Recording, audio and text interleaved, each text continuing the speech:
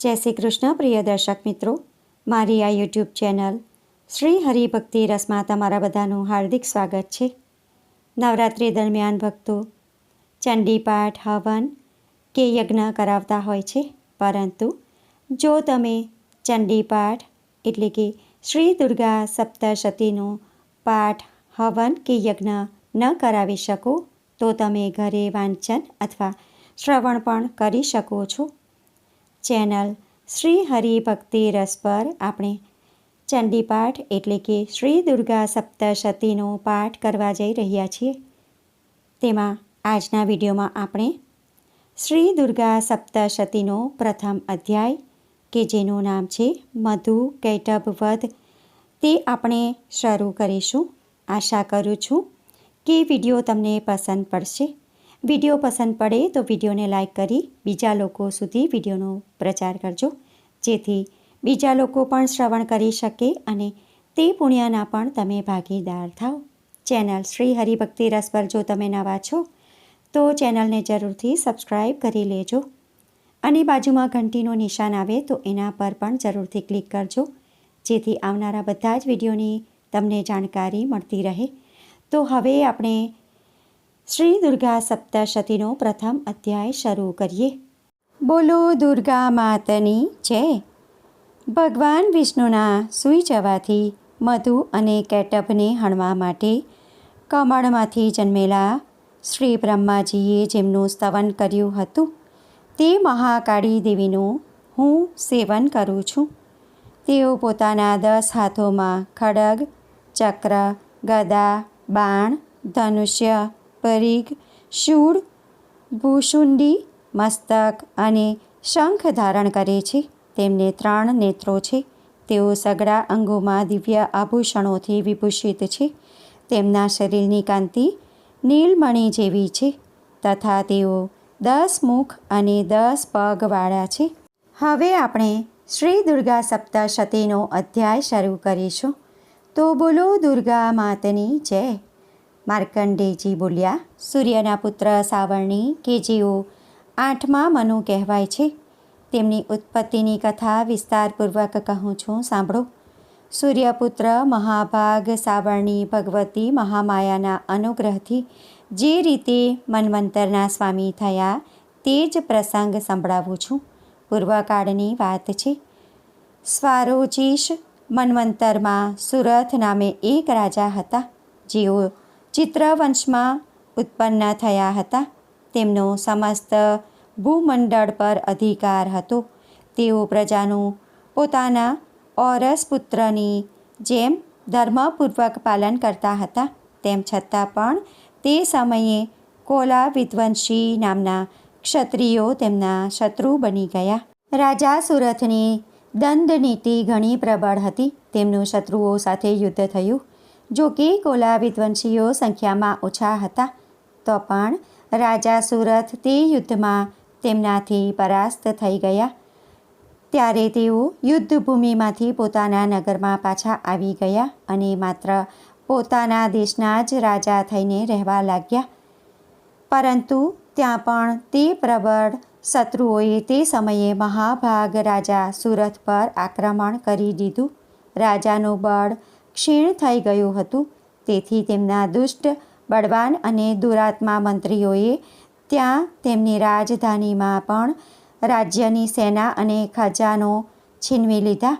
સુરથનું પ્રભુત્વ નષ્ટ થઈ ચૂક્યું હતું. તેથી તેઓ શિકાર ખેલવાના બહાને ઘોડા પર સવાર થઈને ત્યાંથી એકલા જ એક ગાઢ જંગલમાં ચાલ્યા ગયા. ત્યાં તેમણે વિપ્રવર્ય મેઘા મુનિનો આશ્રમ જોયો કે જ્યાં કેટલાય હિંસક જીવો પરમ શાંતિ ભાવે રહેતા હતા. મુનિના ઘણા બધા શિષ્યો તે વનની શોભા વધારી રહ્યા હતા. ત્યાં જવાથી તેમનો મુનિએ સત્કાર કર્યો અને તેઓ તે મુનિ શ્રેષ્ઠના આશ્રમમાં અહીં તહીં વિચરણ કરતા કેટલોક સમય રહ્યા. પછી મમતાથી આકૃષ્ટ ચિત્ત થઈને ત્યાં આ પ્રમાણે ચિંતા કરવા લાગ્યા. અગાઉના સમયમાં મારા પૂર્વજોએ જેનું પાલન કર્યું હતું તે જ નગર આજે મારાથી વંચિત છે. ખબર નહીં મારા દુરાચારી સેવકો તેનું ધર્મપૂર્વક રક્ષણ કરે છે કે નહીં. જે હંમેશા મદ વરસાવતો અને શૂરવીર હતો. તે મારો મુખ્ય હાથી અત્યારે શત્રુઓના તાબે થઈને કોણ જાણે શા ભોગ ભોગવતો હશે. જે લોકો મારી કૃપા, ધન અને ભોજનની ઈચ્છાથી મારી પાછળ પાછળ ચાલતા હતા, તેઓ નક્કી જ હવે બીજા રાજાઓનું અનુસરણ કરતા હશે. તે અપવ્યય કરનારા લોકો વડે હંમેશા ખર્ચ થતો રહેવાને કારણે અત્યંત કષ્ટપૂર્વક જમા કરાયેલો મારો તે ખજાનો ખાલી થઈ જશે. આ તથા આવી બીજી પણ ઘણી બાબતો રાજા સુરથ નિરંતર વિચાર્યા કરતા હતા. એક દિવસે તેમણે ત્યાં વિપ્રવર મેઘાના આશ્રમ નજીક એક વેશ્યાને જોયો અને તેને પૂછ્યું, ભાઈ, તમે કોણ છો? અહીં તમારા આવવાનો શો હેતુ છે? તમે કેમ શોકગ્રસ્ત અને ચિંતિત મનના દેખાવો છો? રાજા સુરથે પ્રેમપૂર્વક કહેલા આ વચન સાંભળીને તે વેશ્યે વિનમ્ર ભાવે તેમને પ્રણામ કરીને કહ્યું. વૈશ્ય બોલ્યો, હે રાજન, હું ધનવાનોના કુળમાં જન્મેલો એક વૈશ્ય છું. મારું નામ સમાધિ છે. મારા દુષ્ટ પત્ની પુત્રોએ ધનના લોભને લીધે મને ઘરમાંથી બહાર કાઢી મૂક્યો છે.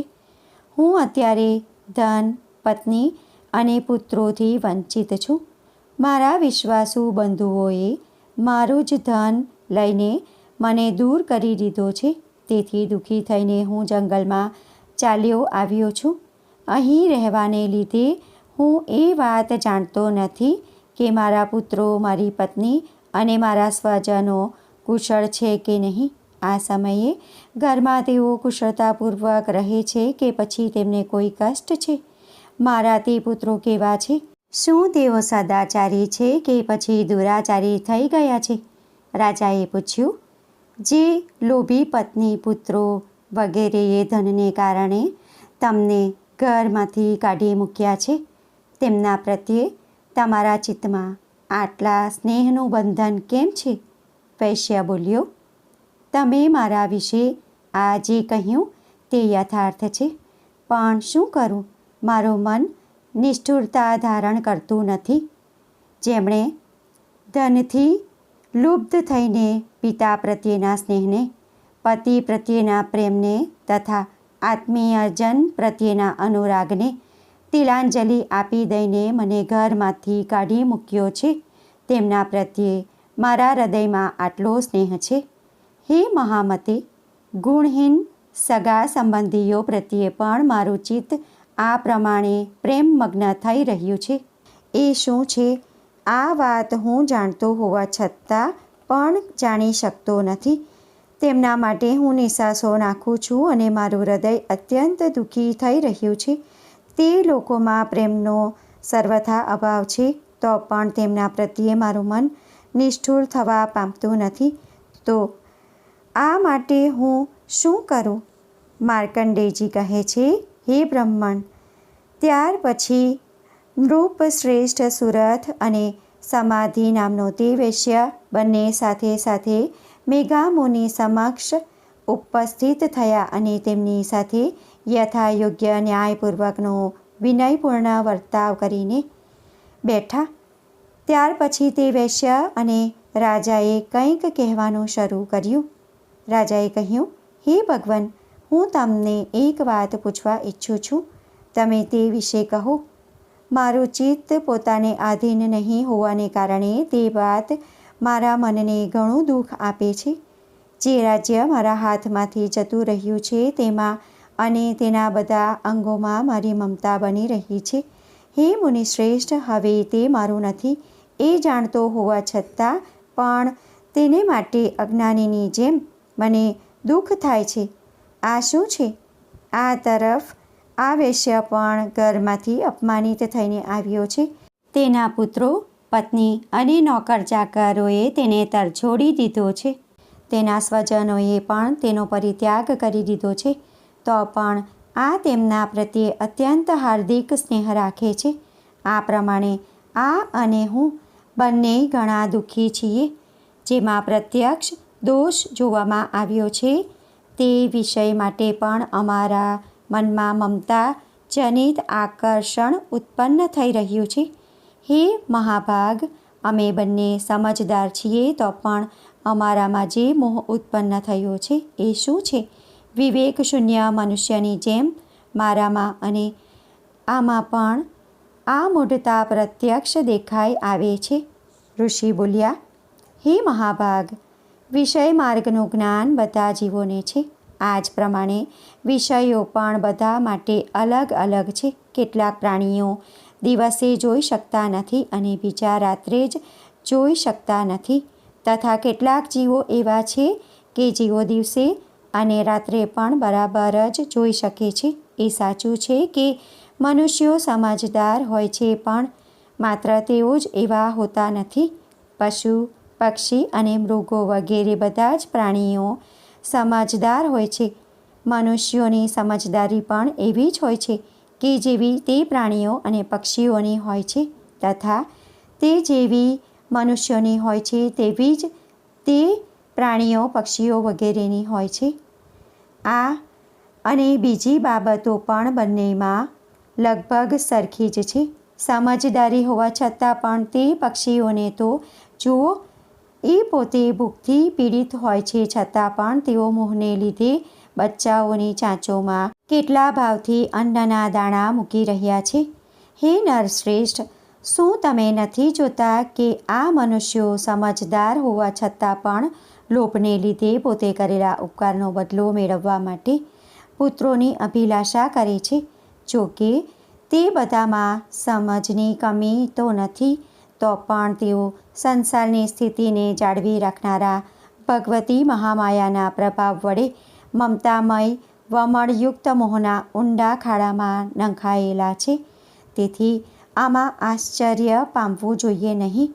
જગદીશ્વર ભગવાન શ્રી વિષ્ણુની યોગ નિંદ્રારૂપી જે ભગવતી મહામાયા છે, તેમના થકી આ જગત મોહિત થઈ ગયું છે.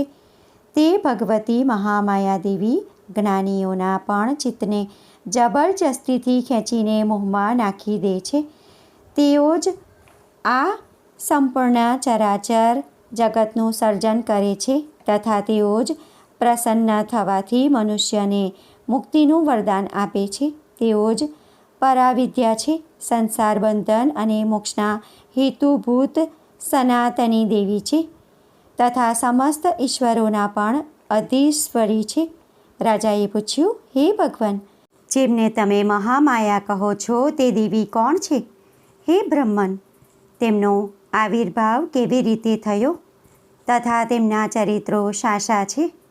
બ્રહ્મવેત્તાઓમાં શ્રેષ્ઠ હે મહર્ષિ, તે દેવીનો જેવો પ્રભાવ હોય, જેવું સ્વરૂપ હોય અને જે રીતે તેમનો પ્રાદુર્ભાવ થયો હોય, તે બધું હું તમારા મુખેથી સાંભળવા ઈચ્છું છું. ઋષિ બોલ્યા, હે રાજન, વાસ્તવમાં તો તે દેવી નિત્ય સ્વરૂપા જ છે. સંપૂર્ણ જગત તેમનું જ રૂપ છે, તથા તેમણે સમસ્ત વિશ્વને વ્યાપ્ત કરી રાખ્યું છે. તો પણ તેમનું પ્રાકટ્ય અનેક પ્રકારે થાય છે, તે મારી પાસેથી સાંભળો. જો કે તેઓ નિત્ય અને અજન્મા છે, તો પણ દેવતાઓનું કાર્ય સિદ્ધ કરવા માટે જે સમયે તેઓ પ્રગટ થાય છે, તે સમયે લોકમાં ઉત્પન્ન થયેલા કહેવાય છે.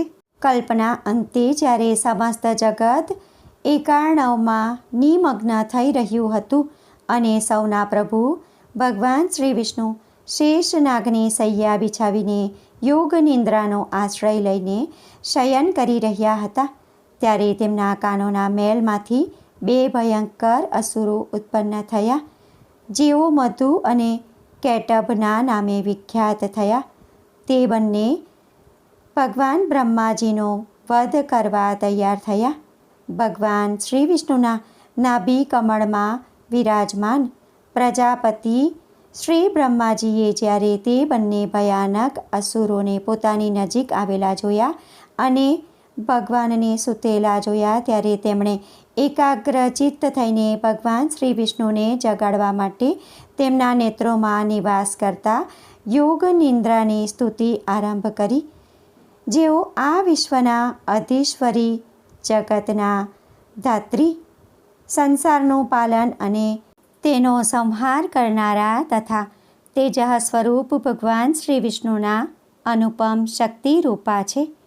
તે જ ભગવતી નિંદ્રાદેવીની ભગવાન બ્રહ્મા સ્તુતિ કરવા લાગ્યા. ભગવાન બ્રહ્માજીએ કહ્યું, હે દેવી, તમે જ સ્વાહા, તમે જ સ્વધા અને તમે જ વસટકાર છો. સ્વરો પણ તમારું જ સ્વરૂપ છે. તમે જ જીવનદાયી સુધા છો. નિત્ય અક્ષર પ્રણવ માં અકાર, ઉકાર અને મકાર આ 3 માત્રાઓ રૂપે તમે જ સ્થિત છો તથા આ 3 માત્રાઓ ઉપરાંત જે બિંદુ રૂપી નિત્ય અર્ધમાત્રા છે કે જેનું વિશેષ રૂપે ઉચ્ચારણ કરી શકાતું નથી તે પણ તમે જ છો. હે દેવી, તમે જ સંધ્યા, સાવિત્રી અને પરમ જનની છો. હે દેવી, તમે જ આ વિશ્વ બ્રહ્માંડને ધારણ કરો છો. તમારાથી જ આ જગતનું સર્જન થાય છે. તમારાથી જ એનું પાલન થાય છે અને હંમેશા તમે જ કલ્પના અંતે સૌને પોતાનો ગ્રાસ એટલે કે કોળિયો બનાવી લો છો. હે જગન્મયી દેવી, આ જગતના ઉત્પત્તિ કાળે તમે સૃષ્ટિ રૂપા છો, પાલન કાળે સ્થિતિ રૂપા છો તથા કલ્પાંત કાળે સંહારક રૂપા છો. તમે જ મહાવિદ્યા, મહામાયા, મહામેધા, મહાસ્મૃતિ, મહામોહરૂપા અને મહાસુરી છો. તમે જ 3 ગુણોને ઉત્પન્ન કરનારી સૌની પ્રકૃતિ છો. ભયંકર કાળરાત્રિ, મહારાત્રિ અને મોહરાત્રિ પણ તમે જ છો. તમે જ શ્રી, તમે જ ઈશ્વરી, તમે જ હ્રીમ, તમે જ બોધ સ્વરૂપા બુદ્ધિ છો. લજ્જા, પુષ્ટિ, તુષ્ટિ, શાંતિ અને ક્ષમા પણ તમે જ છો. તમે ખડગ ધારણ કરનારા, શૂળ ધારણ કરનારા, ઘોર રૂપવાળા તથા ગદા, ચક્ર, શંખ અને ધનુષ્ય ધારણ કરનારા છો. બાણ, ભૂશુંડી અને પરિઘ આ પણ તમારા આયુધ છે. તમે સૌમ્ય અને સૌમ્યતર છો. આટલું જ નહીં, જેટલા પણ સૌમ્ય અને સુંદર પદાર્થો છે તે બધા કરતાં તમે અત્યંત અધિક સુંદર છો.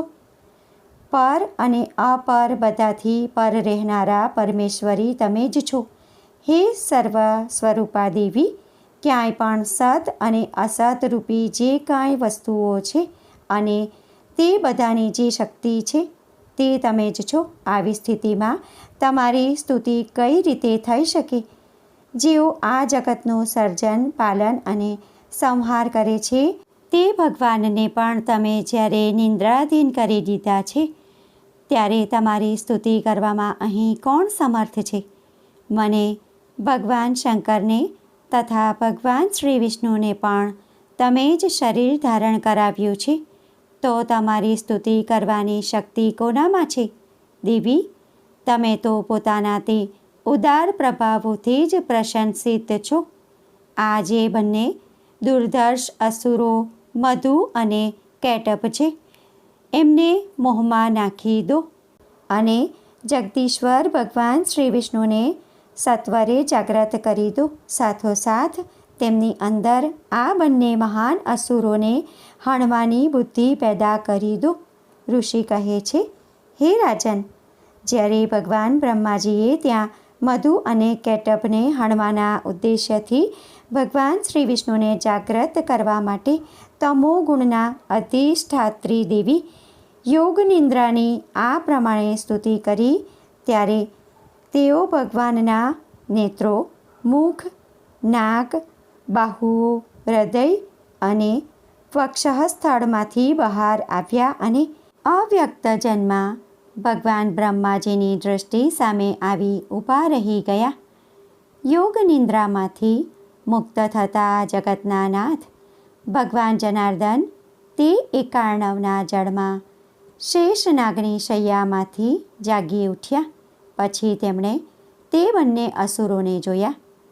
તે દુરાત્મા મધુ અને કેટબ અત્યંત બળવાન અને પરાક્રમી હતા અને ક્રોધથી આંખો લાલ કરીને બ્રહ્માજીને ભરખી જવા પ્રયત્ન કરી રહ્યા હતા ત્યારે ભગવાન શ્રી હરિએ ઊભા થઈને તે બંને સાથે 5000 વર્ષો સુધી માત્ર બાહુયુદ્ધ કર્યું. તે બંને પણ અત્યંત બળને કારણે ઉન્મત્ત થઈ રહ્યા હતા. આ તરફ મહામાયાએ પણ તેમને મોહમાં નાખી દીધેલા હતા. તેથી તેઓ ભગવાનને કહેવા લાગ્યા, અમે તમારી વીરતાથી સંતુષ્ટ છીએ. તમે અમારી પાસેથી કોઈ વરદાન માંગો. શ્રી ભગવાન બોલ્યા, જો તમે બંને મારા પર પ્રસન્ન છો તો હવે તમે મારા હાથે માર્યા જાઓ. બસ આટલું જ વરદાન મેં માંગ્યું. અહીં બીજા કોઈ વરદાનથી શું લેવાનું છે? ઋષિ કહે છે. આ પ્રમાણે તેઓ છેતરાઈ ગયા અને તે ત્રણેય જ્યારે સમસ્ત જગતમાં પાણી જ પાણી જોયું ત્યારે તેમણે કમલનયન ભગવાનને કહ્યું, જ્યાં પૃથ્વી પાણીમાં ડૂબેલી ન હોય, જ્યાં સૂકું સ્થાન હોય ત્યાં અમારો વધ કરો. ઋષિ કહે છે, ત્યારે ભલે એમ થાઓ કહીને શંખ, ચક્ર અને ગદા ધારણ કરનારા ભગવાને તે બંનેના મસ્તક પોતાની જાંઘ પર રાખીને ચક્ર વડે કાપી નાખ્યા. આ પ્રમાણે આ દેવી મહામાયા ભગવાન બ્રહ્માજી વડે સ્તુતિ કરાયાથી સ્વયં પ્રગટ થયા હતા. હવે ફરી તેમના પ્રભાવનું વર્ણન કરું છું, તે તમે સાંભળો. શ્રી માર્કંડેય પુરાણમાં સાવર્ણિક મન્વંતર કથા અંતર્ગત દેવી મહાત્મ્યમાંનો મધુકૈટભ વધ નામનો પહેલો અધ્યાય સમાપ્ત. બોલો શ્રી દુર્ગા માતાની જય. ભક્તો, આજના વિડીયોમાં આપણે શ્રી દુર્ગા સપ્તશતીનો પ્રથમ અધ્યાય શ્રવણ કર્યો છે. આશા કરું છું કે આજનો વિડીયો તમને પસંદ પડ્યો હશે અને ઉપયોગી લાગ્યો હશે. વિડીયો તમને પસંદ પડ્યો હોય અને ઉપયોગી લાગ્યો હોય તો વિડીયોને લાઈક કરી બીજા લોકો સુધી વિડીયોનો પ્રચાર કરજો, જેથી બીજા લોકો પણ શ્રવણ કરી શકે અને તે પુણ્યના પણ તમે ભાગીદાર થાવ. કોમેન્ટમાં જય દુર્ગામાં જરૂરથી લખજો. ચેનલ શ્રી હરિભક્તિ રસ પર તમે નવા છો તો ચેનલને જરૂરથી સબસ્ક્રાઈબ કરી લેજો. ફરી મળીશું એક નવા વિડીયો સાથે. ત્યાં સુધી બધા ભક્તોને મારા જય શ્રી કૃષ્ણ. જય દુર્ગામાં. વિડીયો જોવા માટે ધન્યવાદ.